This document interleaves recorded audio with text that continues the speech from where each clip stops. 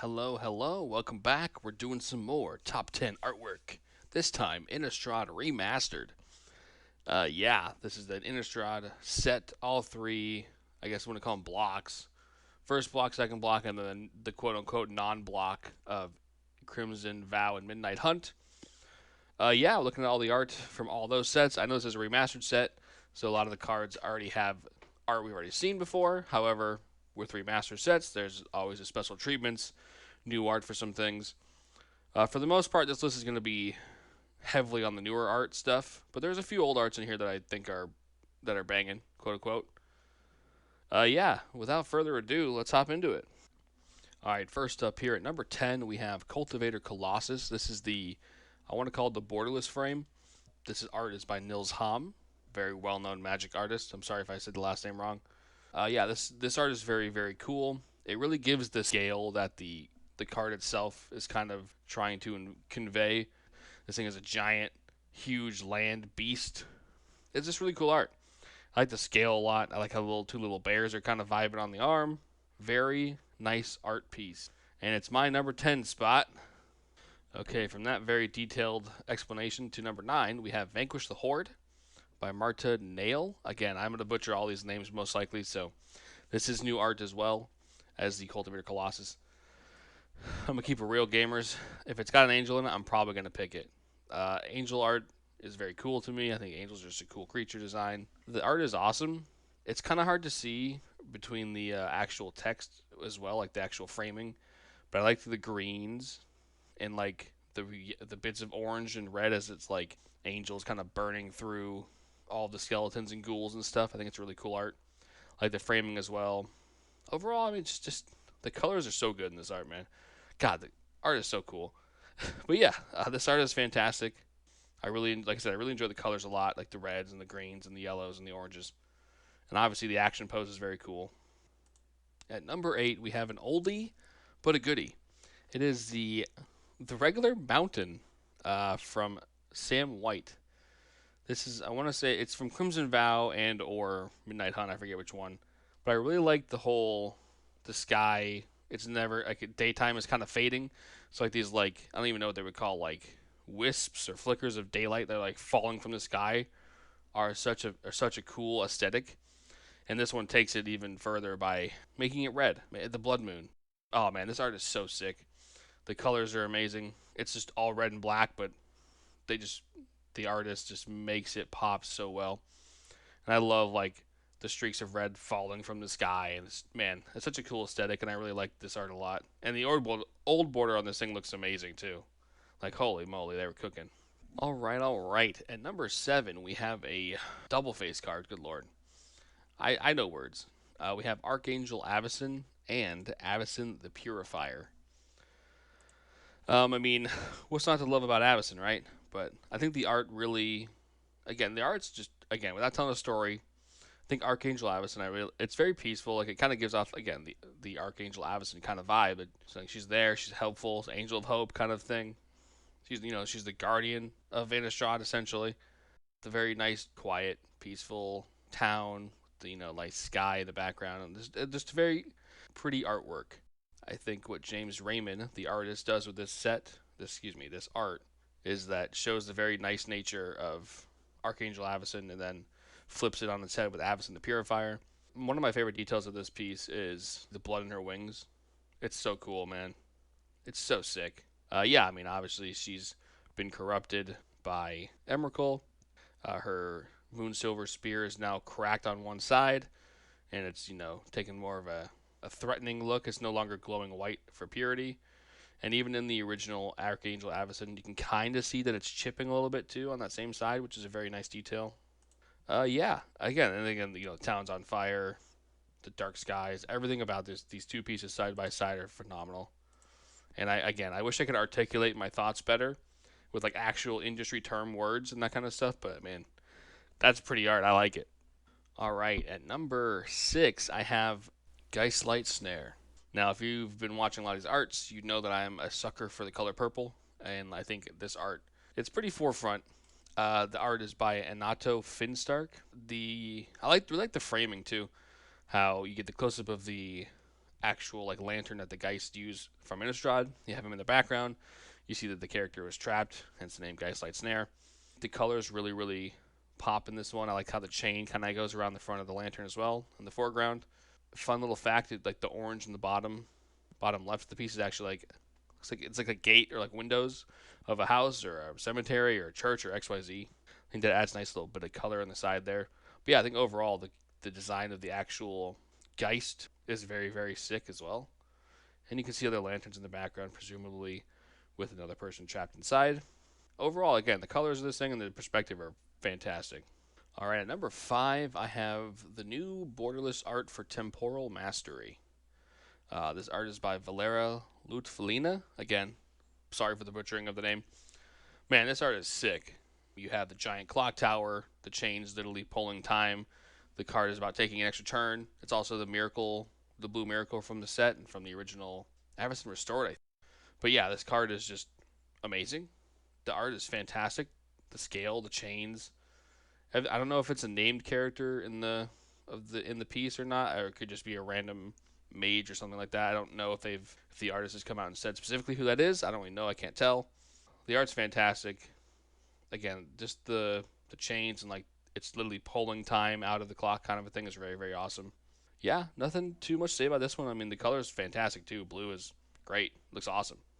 And at number 4, we have a movie poster frame. I think they're calling it that of Emrakul: The Promised End. I mean, this thing was revealed months ago, and I think everyone was like, "Holy hell, these are pretty sick. This is sick framing."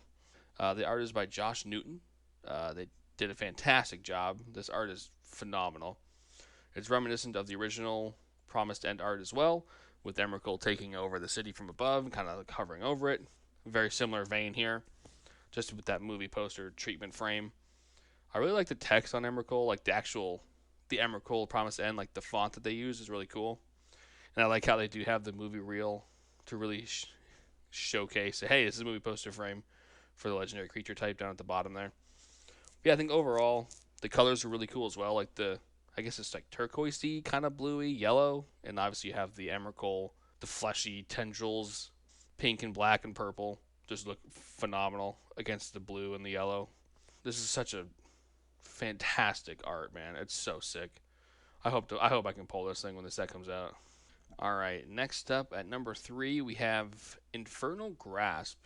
This is a borderless art by Lucas Graciano. I apologize.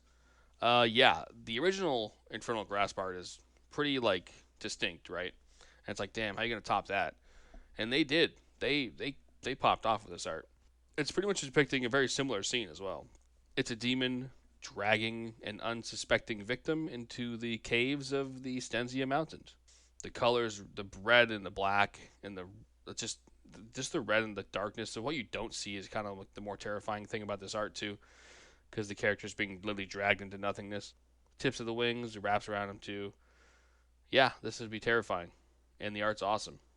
Wish I could, like I said, I wish I could articulate more about why I like these things instead of just saying, yeah, it's cool and awesome. But my limited vocabulary, here we are. This art's fantastic.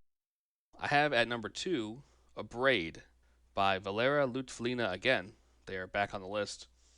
Oh man, this art is so cool.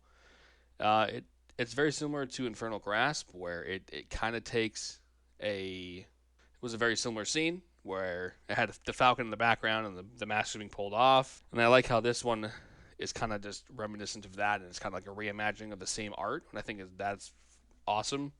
Man, this and that original Braid art from Crimson Vow is fantastic too. It'd be on the list if I was doing Crimson Vow, but this art for the remastered set for the borderless art is very super awesome. It depicts a very similar scene: the falcon, bird of prey, pulling off the mask. It's chipping, it's shattering. You have the character. Again, I don't know how to describe why I like this art so much, and it's a shame that some of it's covered up too by the the text box and the rule box and stuff, because it looks like, man, this art's so sick. That's all I got. This art's cool as hell. Now this truly might be the hottest take of the actual list here. At number 1, I have the movie poster frame for Olivia Voldaren, and the artist is Jack Hughes as well. It's a lot of red, it's a lot of pink, and it's a lot of white. I really enjoy this art a lot. I couldn't really tell you why I like it so much, other than the fact that I think, for me personally, it's the most aesthetically pleasing of all the art. Like the color wise, I like the bloody red dress thingy, veil, whatever you want to call it, behind her.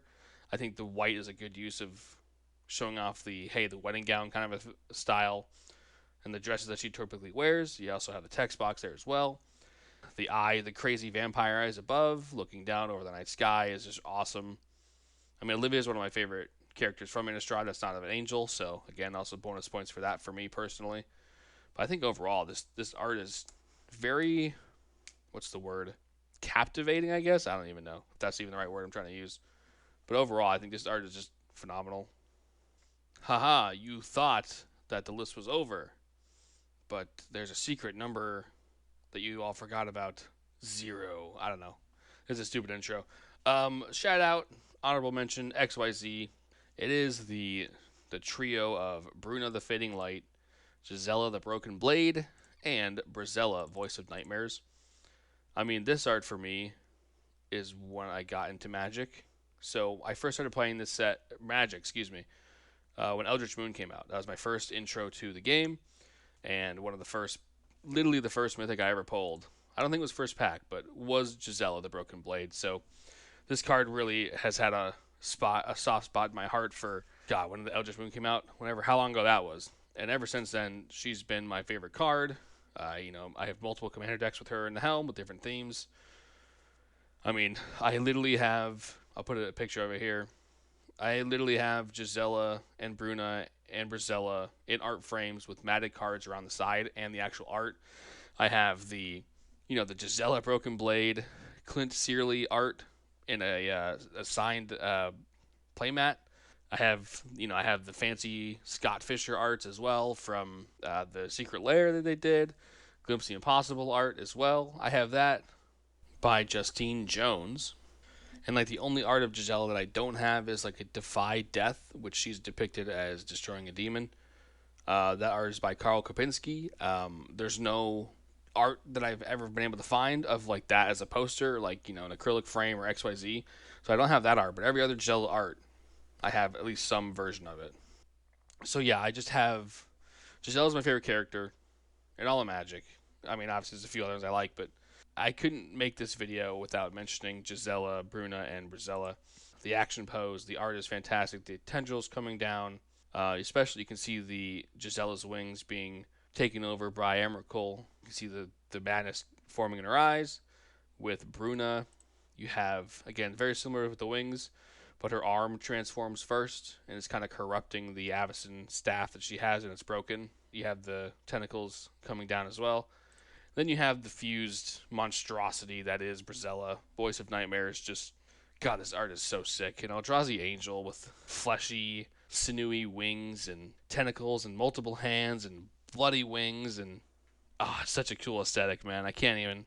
Again, I know this is supposed to be a top 10 art, but I'm just gushing about this stupid card here. And it does have one of my favorite flavor texts, too. Again, might be biased for Brazella. Upon discovering what had become of her sisters, Sigarda could only weep. Whenever I hear that line, it always reminds me of the Hellraiser. Jesus wept at the very end of that movie. That's kind of like what I always picture that together. But yeah, this art is so phenomenal. Well, there you have it. That is my quote-unquote top 10 artwork for Innistrad Remastered. Yeah, thanks for checking it out. Innistrad Remastered officially comes out the 24th of January, 2025. Yeah, I'm excited for the set a lot. There's a few cards that are missing that I wish they would do. But otherwise, I mean, the set looks phenomenal. I'm pretty stoked on it. And yeah, that's all I got for y'all.